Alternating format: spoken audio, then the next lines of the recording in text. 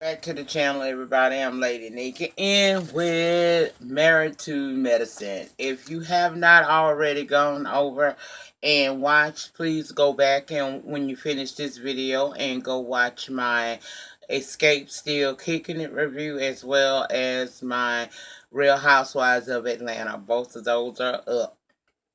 But we're going to talk a little bit about Married to Medicine. This is I think this is the fifth season or something like that. Episode 3. Let's all throw fitney. Okay? Now, at the beginning of this episode, we meet formally Dr. Contessa. She come to see Toya, and she's talking about her, Toya's talking about her and Eugene trying to, pay off debt. So he working extra shifts, and her dad took the boys out to Red Lobster that day. She's not going because she don't want to wind up eating the Cheddar Bay biscuits. She watching her figure. Obviously, uh Dr. Contessa ain't got to worry about none of that, child, because she over there eating her ass off. She over there eating candy and shit. And that gave them the opportunity to segue into a conversation about Dr. Heavenly. She asked her if she gonna let Dr. Heavenly clean her teeth. Say that's when she at her best, okay? I said, Now Toya asked did she enjoy the party. Remember Toya party last week.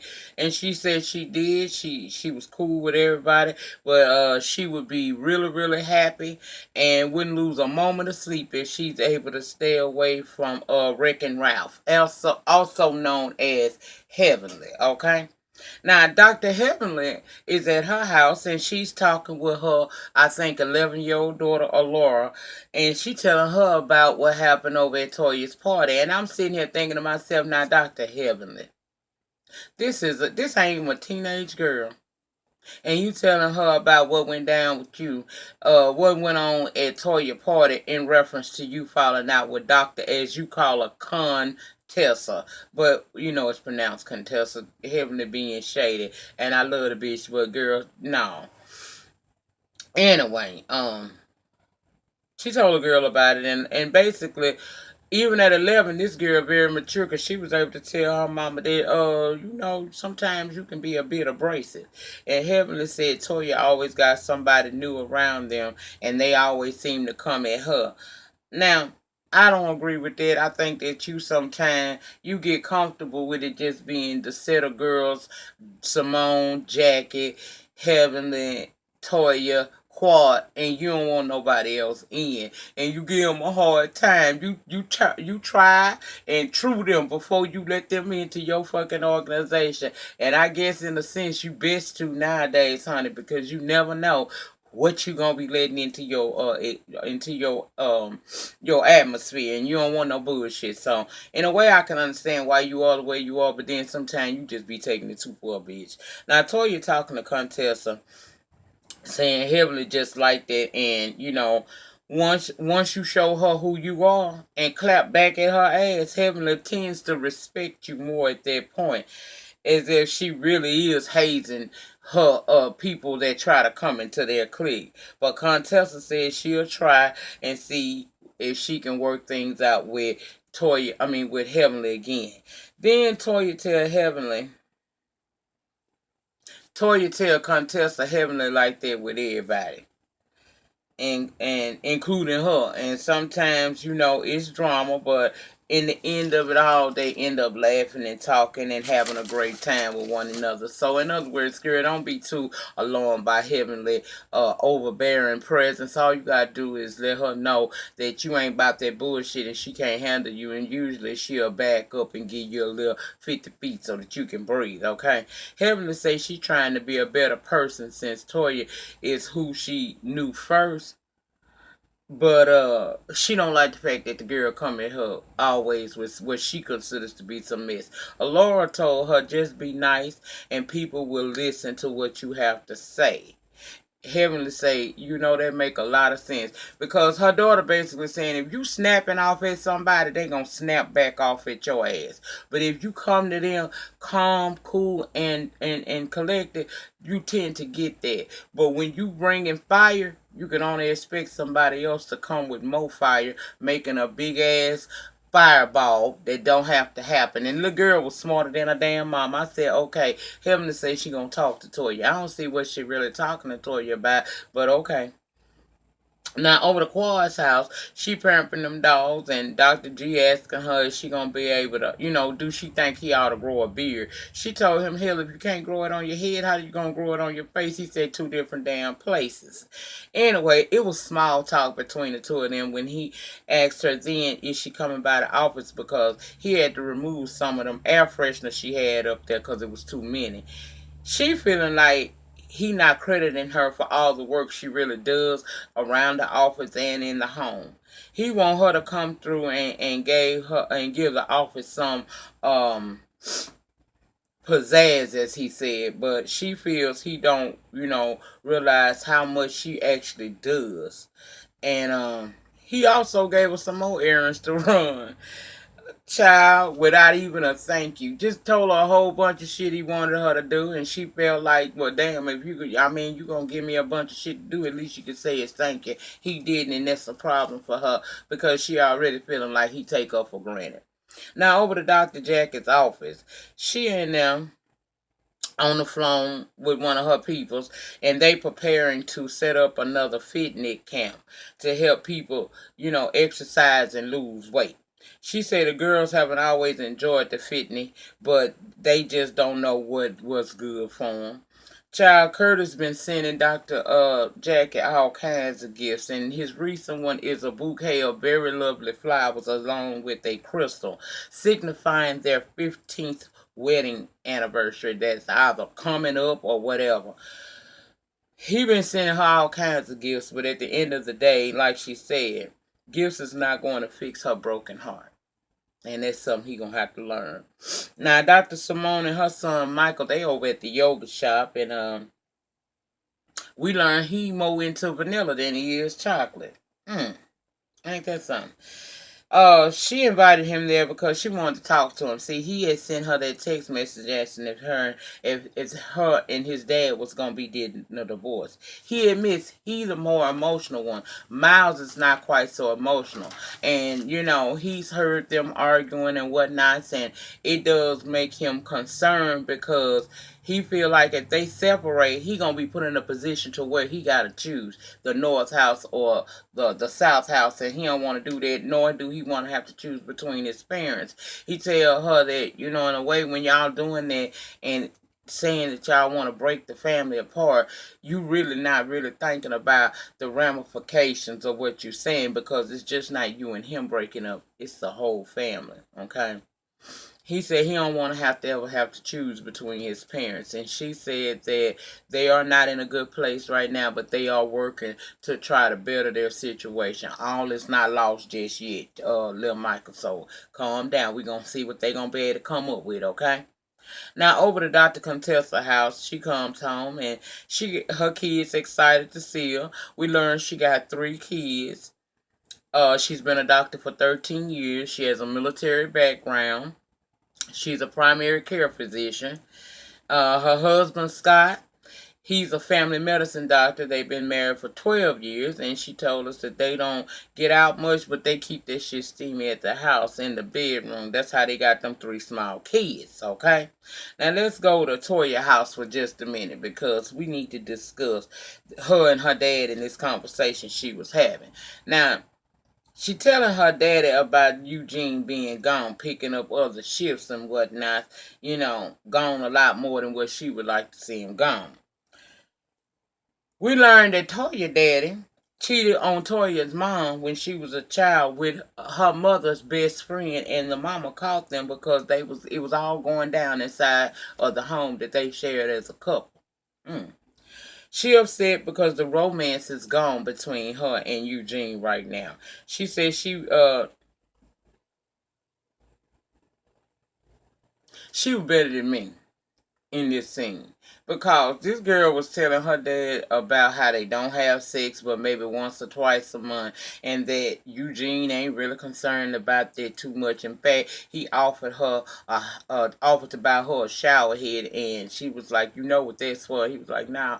She said masturbation, and I was like, "Girl, you feel comfortable sitting up there talking to your dad? Now I know you grown and you married, so it ain't like you some young trollop out here." But girl, you is sitting here talking to your daddy about your sex life. I would never. Me and Mo Dog ain't having that, cause that's why I call my daddy Mo Dog. His name Moses. But child, I ain't finna have no conversation with Mo Dog like that at all. We talk about a lot of shit. We ain't talk about no sex. Oh hell no. Mm. That girl ain't got no clue. He was surprised that, that's what's been going on. She talks to her dad about everything, so she tells us, and apparently she do, child. We learned that Toya dad was a cheater, like I said, and he was a manipulator. And, he had her as a child in there switching up pictures. If Vivian come over here, I'm finna go to the store. Vivian post come over here, so get all some pictures of Sabrina down. And she was doing that, which made her grow up with trust issues. But she say Eugene, has been he been doing pretty good so far. She just don't want the to come out of their marriage. But again, like I said last week, if Toya don't want Eugene taking on these extra shifts and whatnots and being away from the house, then why don't she pick up some of the slack and just become get her a job, something that'll bring in money. I already wonder why don't y'all, I know y'all getting paid to be on this show, and it's a cute coin. It might not be Real Housewives of Atlanta coin, but it's a cute coin. So that in conjunction with maybe Toya getting a little part-time work, doing something, whatever it is that she can do. Because I remember a couple seasons ago, she could do something. I don't remember what the fuck it is. But if she did that, that might allow him to be at home more, thus able to knock the dust off that pussy a little bit more often. I'm just saying. But, Toya, she ain't thinking about what she got to do. She just worried about when he gonna be able to bang up her walls and keep her satisfied. Girl, you need to stop being selfish and stop having these conversations with your damn daddy. Oh, I was so uncomfortable. I got grown kids. I wish they would. Now, they can say some things, but it's some things mama just don't need to know. Even with me, they grown. I could say shit, but they don't need to know nothing about how I drop down to get my ego on nowadays. That's my business. I'm not comfortable. My kids is not my motherfucking friends. I ain't doing all of that with them. Now, Dr. Simone at her house playing with I forgot what you call them, the things. Y'all put it down in the pan and what the hell them things is that they be riding on. My son had one of them things. I don't like them things. Because I remember I saw a story on Inside Edition where that shit had blew up. But y'all put it in the pan because y'all know the exact name of them little skateboardy type of things. But child, she over there doing that, and Quad come over there. And Quad tried for a minute, then she hit the floor because she ain't ready neither. Anyway, she reveling in the cook-off that went on between, the doctors and the non-doctors, and how basically her and her and Cecil whooped the shit out of them them doctors, okay? And she, not Eugene, Cecil. That's Simone's husband's name. Cecil, girl. Cecil, as a partner with Quad, they was able to do that thing. Simone says Cecil got an image in front of them, but he's not always the person that they think he is. He don't be listening to her, and he treat her bad sometimes, which brought Quad to thinking about her situation, and she was surprised that they even was having problems. But admit, little girl, we over there, me and Greg, we having problems too, child. She said she feel like Greg is taking advantage of her. Simone said quad issues may be she married a non-team player, and she feels that uh she doing everything on her own. Excuse that. That's my grandson. Y'all know school out. I can't stand this shit. I be glad when his mama 2 days up at work, she get that there because I can't.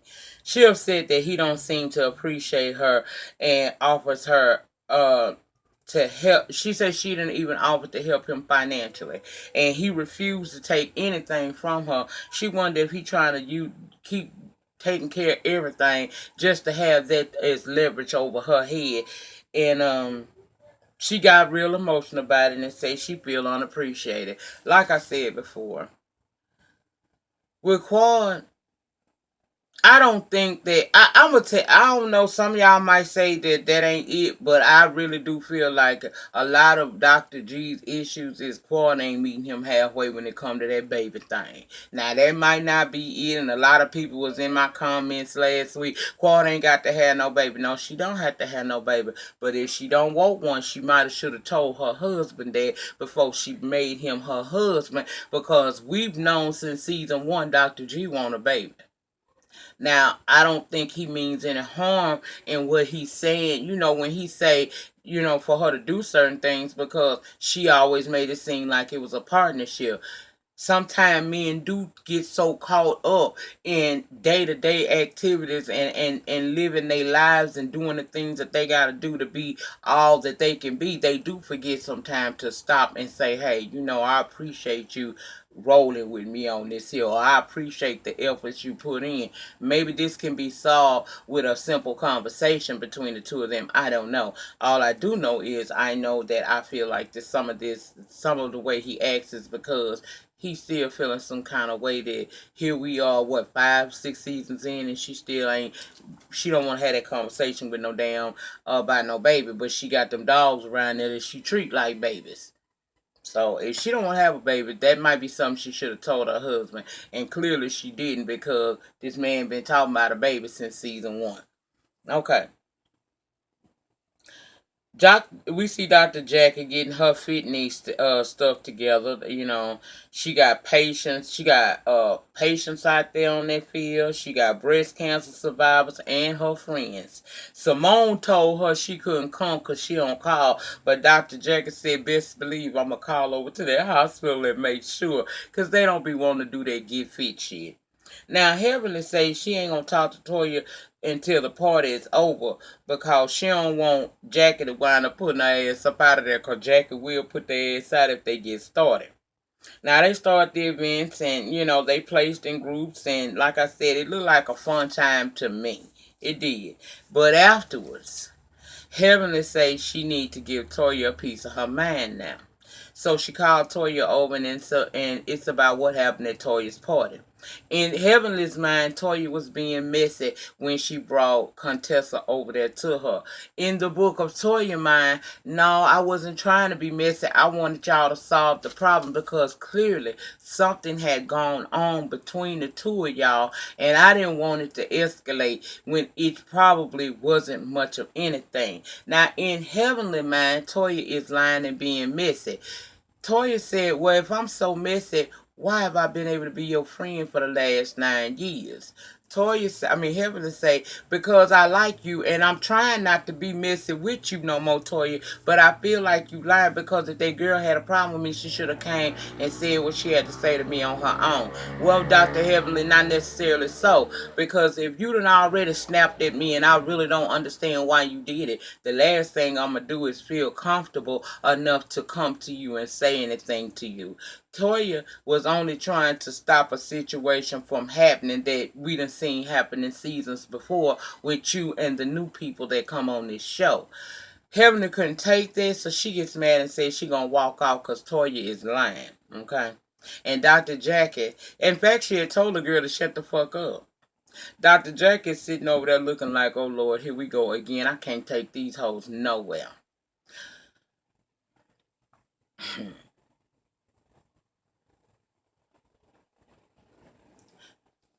When she walked off, because I pretty much know what's happening from here. When she walked off, she went over to the rest of the group of people, and they asking Heavenly is she okay? Heavenly say fine, she fine.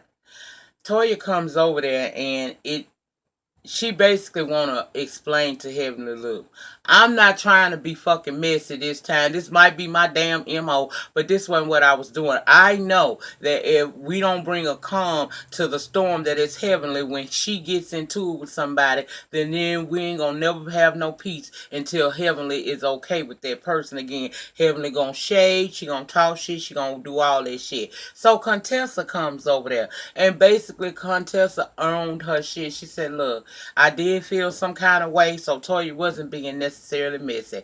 But I didn't feel like I could come and say anything to you because y'all already have established relationships. And maybe because of that, I allowed myself to be a little bit, I allowed myself to take it out of context.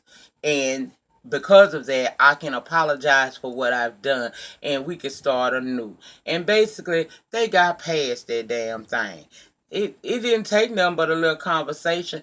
I like Contessa. You can tell that she ain't gonna have no problem owning her shit. She Heavenly said something to her. She don't know Heavenly or how Heavenly get down. So she felt a certain kind of way. Toya being the friend to both of them only was trying to intercede, trying to get in between that shit and bring a calm before it blew into something that it didn't need to blow into. Because Dr. Contessa don't look like she motherfucking scared of Heavenly, and she ain't gonna back down just like old girl did last season.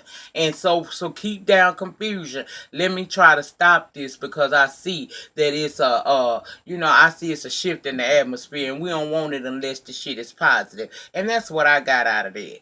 They both decided that they were gonna give each other a second chance, even though Heavenly had to do her little shades that we love her to do in the confessional. That she gonna keep her good eye on that bitch, but she can start over with her, and she gonna be cool with Toya either way. I like Contessa. She was able to earn. She owned her shit, and she tried to make things right with Heavenly, and hopefully going forward they can. Now, Dr. Simone goes to the South House where Cecil is. They got an appointment really with this therapist by the name of Ken. He's over in D.C., so her sister recommended him. He in DC, since they can't go to DC to see him, they actually gonna do a FaceTime, do an online session with this man. We saw them before they began. They're trying to have conversation with each other. It's small talking, it's awkward as hell. You can tell that there's a rift there somewhere between the two of them. And they need to fix that shit. They need to fix that shit quick. Cause I like Dr. Cecil and Simone. I mean Dr. Simone and Cecil. And I want them to stay together. I really do. So they get on the phone, FaceTime with Dr. Ken. And basically they talk about how they wind up arguing over petty shit. What they normally do when they argue over petty shit is because they own two different homes, that's where they go to cool off from each other. But that's not good for them as a couple to continuously be apart like that. We even heard that they had gotten into it on en route to church with the boys in the back seat. Simone got so damn mad she told him to take her home and she wanted a divorce. That's the issue. Are we really headed to a divorce, or are you just so mad that you're saying that? Cecil says Simone likes to bring up old stuff. Simone says Cecil walk around like he ain't did nothing, so every now and again she got to bring up the old shit to remind him of what he's done.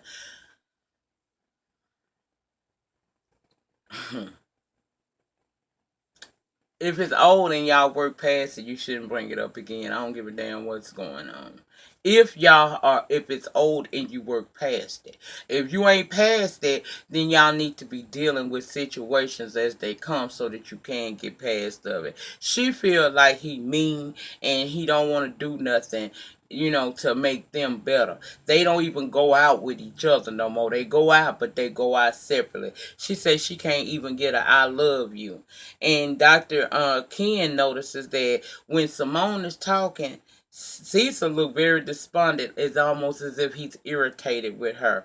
And he don't appreciate her efforts. He said that he do be frustrated. He admitted he do. Cecil admit they got a work to do, and hopefully Cecil and Simone can get past this, because it don't seem like, it seem like they just going through one of them patches that you go through when you've been married for so long.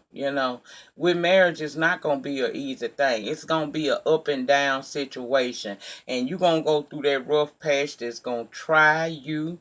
But if you pass that damn hump, it usually smooths itself back out, and they done reached a hump where both of them ain't listening to each other. She's all hurt because she feel like he don't appreciate and love her, and he feel acting like he tired of catering to her. But you don't never get tired of catering to your mate. That's a lifelong job that you got to do.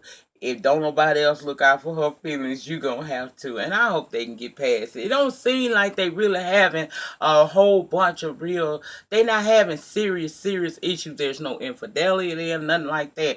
And before it gets to that point, if they would just do what they doing right now, which is sit down with somebody, in my opinion, and try to figure out what is it that got us at this place and how can we get out, they gonna be a whole lot happier, child. I really do hope that for Cisa and Simone. I want to see them make it. I really do. I've always admired that couple. It was Cisa and Simone, and then Curtis and Jackie. And I ain't trying to see none of my medicine wives go through divorce or none of that. I'm even hoping that things can work out with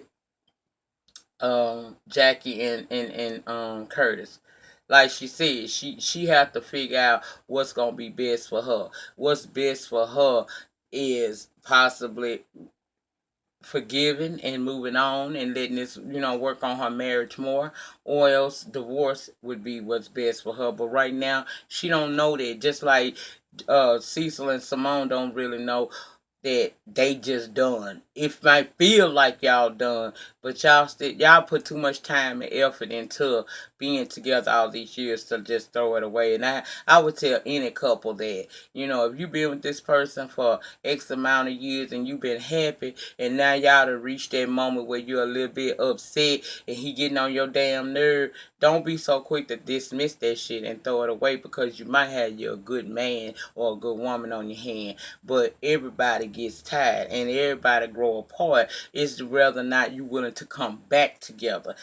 That's all it is. They just growing apart and they don't know how to stop it. And I think that if they continue on this, seeing this therapist, they might be able to work through their problems before the end of this season. I hope so. Anyway, I have, you know, I'm really hopeful that everybody can be all right, because I like seeing these couples together.